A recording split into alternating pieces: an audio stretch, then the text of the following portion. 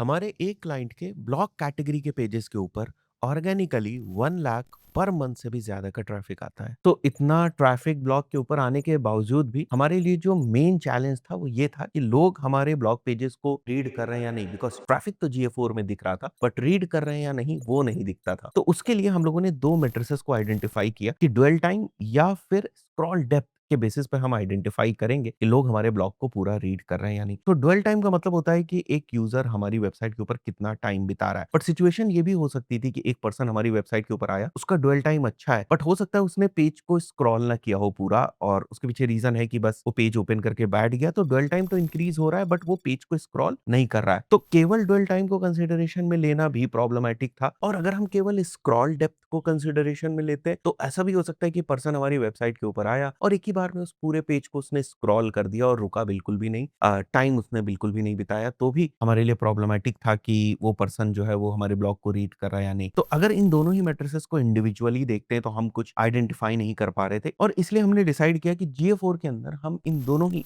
Matrices को एक साथ समझने की कोशिश करेंगे, और जो भी बिहेवियर रहता है यूजर का उसके बेसिस पे उन यूजर्स को हम 4 बकेट्स में डिवाइड करेंगे। पहली बकेट है consumer, second is schemers, third is distracted लोग, फोर्थ आर द बाउंसर्स।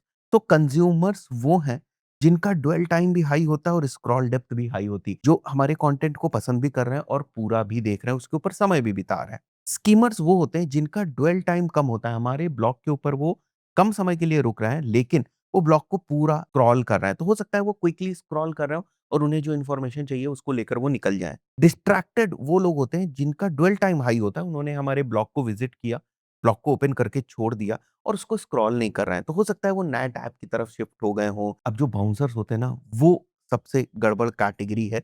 वहाँ पर हमारा जो ड्वेल टाइम होता है वो भी कम होता है और साथ ही साथ हमारी जो स्क्रॉल डेप्थ होती है वो भी कम होती है। तो ये वो लोग हैं जिन्होंने ब्लॉग के ऊपर सबसे कम एंगेजमेंट किया हुआ है।